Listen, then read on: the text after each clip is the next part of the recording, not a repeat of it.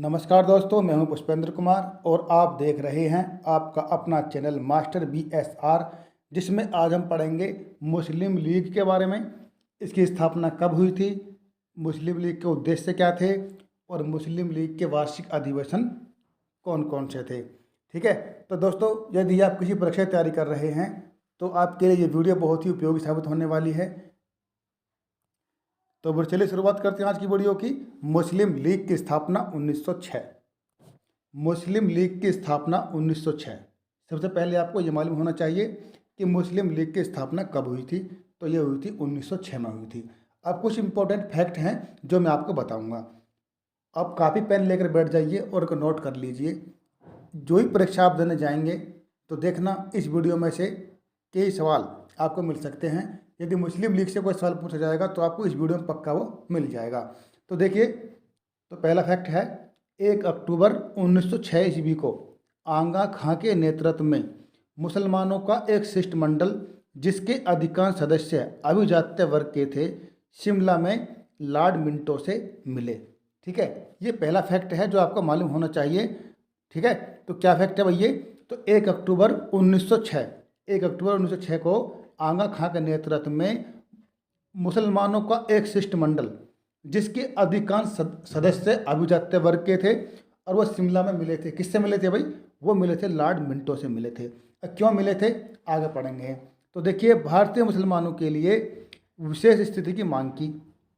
इन्होंने क्या किया था? भारतीय मुसलमानों के लिए एक विशेष स्थिति की मांग की गई थी इनके द्वारा। मिंटो ने स्पष्ट आश्वासन दिया कि एक संप्रदाय के रूप में मुसलमानों के राजनीतिक अधिकारों और हितों की रक्षा की जाएगी। ठीक है, तो कहने का मतलब क्या है? तो दिन था 1 अक्टूबर का। 1 अक्टूबर 1906 की बात है, जब आगा खां के नेतृत्व में मुसलमानों का एक शिष्टमंडल, ठीक है, लॉर्ड मिंटो से शिमला में मिला और इन्होंने अपने लिए क्या क्या था? एक विशेष स्थिति की मांग की थी। और लॉर्ड मिंटो ने भी इनको स्पष्ट आश्वासन दे दिया था कि एक संप्रदाय के रूप में मुसलमानों के राजनीतिक अधिकारों और हितों की रक्षा की जाएगी। चलिए आगे देखते हैं। लॉर्ड कर्जन की प्रेरणा से ढाका के नवाब सलीमुल्लाह ने बंगाल विभाजन समर्थन आंदोलनों का नेतृत्व किया। ठीक है, तो लॉर्ड कर्जन की प्रेरणा से ही जो ढाका के नवाब थे सलीमुल्लाह, उन्होंने क्या किया था? बंगाल विभाजन का समर्थन किया था। 30 दिसंबर 1906 को ढाका में एक बैठक आयोजित की गई, जिसमें अखिल भारतीय मुस्लिम लीग नामक राजनीतिक संगठन की स्थापना की गई थी।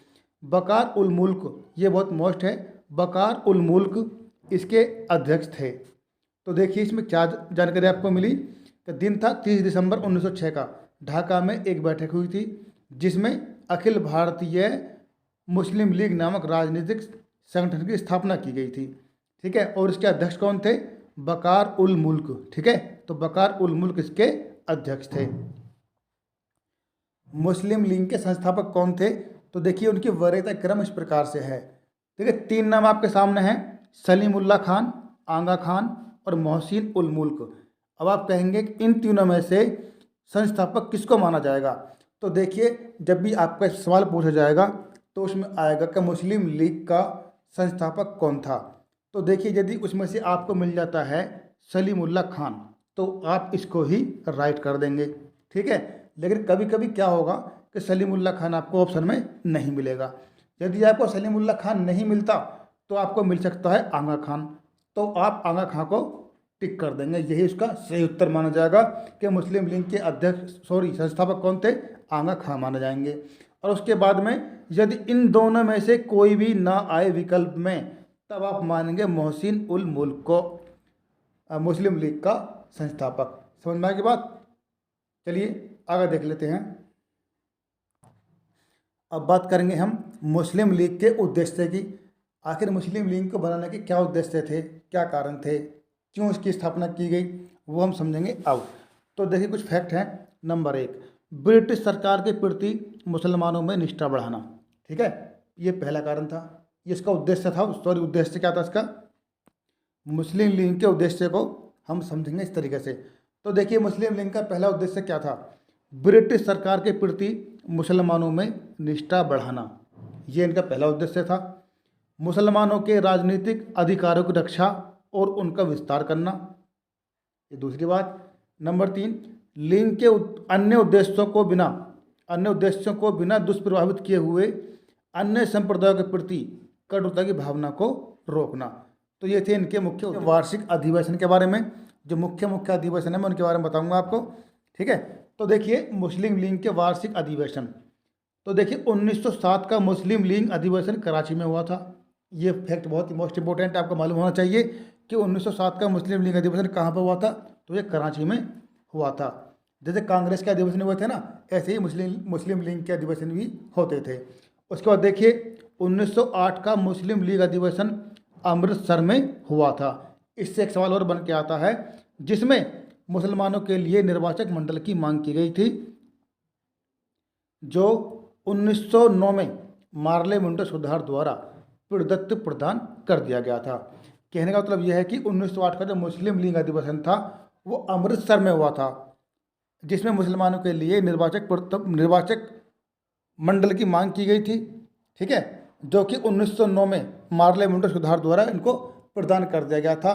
तो मार्ले मुंडो सुधार के बारे में हम एक वीडियो और बनाएंगे, आप उसमें इसको पूरे सही तरीके से समझ सकते हैं।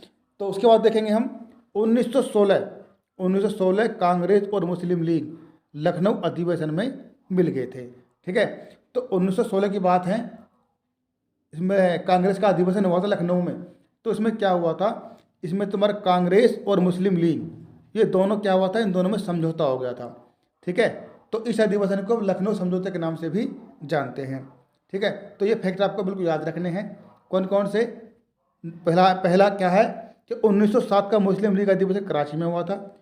उसके बाद 1908 का मुस्लिम लीग अधिवेशन अमृतसर में हुआ था, जिसमें मुसलमानों के लिए निर्वाचक मंडल की मांग की गई थी। और यह मांग जो है 1909 में मार्ले मुंडो सुधार द्वारा इनको प्रदान की गई थी। और 1916 में कांग्रेस और मुस्लिम लीग क्या हुआ था, इन दोनों का समझौता हो गया था लखनऊ अधिवेशन में। तो इसलिए इसको हम लखनऊ समझौता के नाम से भी जानते हैं।